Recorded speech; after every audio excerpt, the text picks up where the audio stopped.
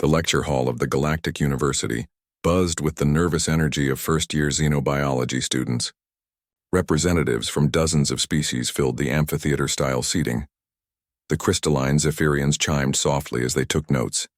The gaseous nebulans flickered with concentration, and the insectoid klaxons clicked their mandibles in thought. Professor Veltar, a towering member of the ancient Etherian race, gestured with 4 of his 6 arms toward the holographic display floating above the lecture pit. His voice resonated through the universal translators with the weight of millennia. Today, we explore one of the universe's most sobering realities, he intoned, his luminescent skin pulsing with academic authority. Extinction, the permanent cessation of a species' existence.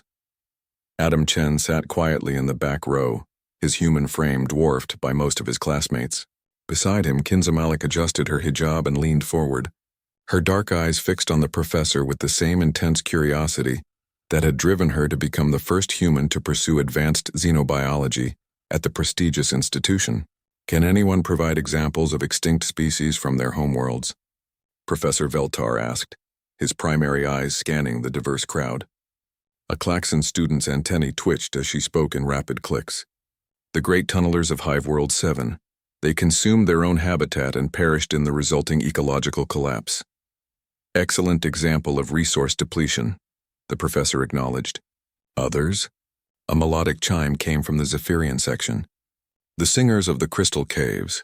Their harmonic frequencies became too refined over generations, eventually reaching pitches that shattered their own crystalline bodies. Professor Veltar nodded sagely. Evolutionary overspecialization. A fascinating case study. More examples flowed from the assembled students. The Nebulan spoke of atmospheric organisms that grew too dense and collapsed into themselves. The aquatic Tidalans described deep-sea dwellers that became extinct when their star's radiation shifted their ocean's chemistry. Each example followed familiar patterns: environmental change, resource depletion, overspecialization, cosmic catastrophe.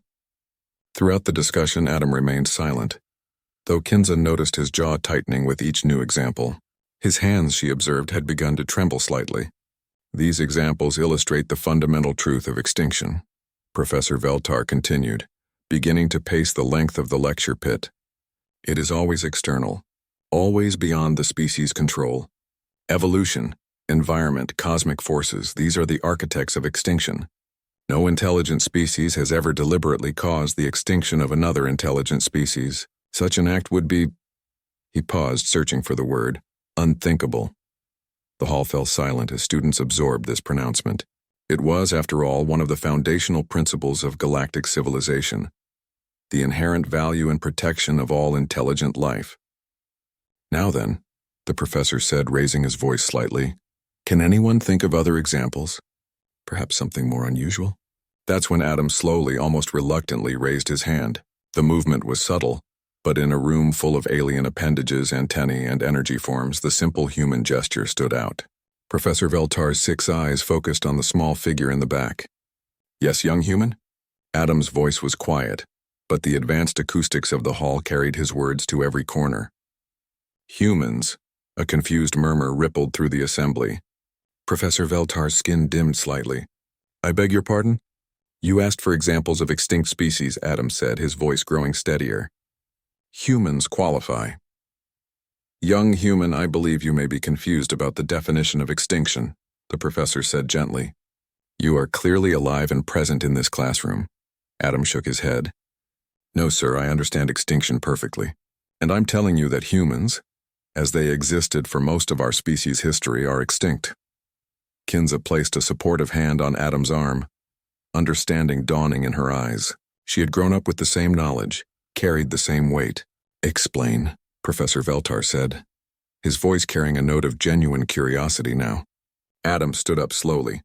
His human height meant he was still shorter than most beings in the room, but somehow his presence seemed to fill the space. Humans, he began, were not the only intelligent species on Earth. The hall went completely silent. We shared our planet with Neanderthals, Denisovans, Homo erectus, and at least a dozen other human subspecies. They made tools, created art, buried their dead with ceremony, and showed every indication of intelligence and culture that we use to define sapience. Professor Veltar's skin had gone completely dark now. And what happened to them? We killed them, Adam said simply. Not through war, not through accident, but through systematic replacement, interbreeding, and yes, sometimes direct violence. We didn't just outlive them or outcompete them. We deliberately drove them to extinction. Every single one of them. The silence in the hall was now absolute. Even the nebulans had stopped their constant low-frequency humming. We are the only species in this room, Adam continued, his voice carrying across the stunned assembly, that has looked another intelligent being in the eye and decided that the universe was not big enough for both of us. We are the descendants of the only successful xenocide in known history. He sat back down, his hands steady now that the truth was spoken. Professor Veltar remained motionless for several long moments. When he finally spoke, his voice carried a weight that hadn't been there before. Class dismissed, he said quietly. We will resume this topic next week. As students filed out in unusual silence, Kinza squeezed Adam's hand. That couldn't have been easy, she whispered. Adam nodded, watching their classmates avoid eye contact as they left. No, he said. But they needed to know. If we're going to be part of this galactic community, they need to understand exactly what kind of species they're dealing with. And what kind is that? Kinza asked. Adam was quiet for a long moment, watching the last of their classmates disappear through the exits. The kind that learns, he finally said. The kind that remembers. The kind that chooses to be better than what we were.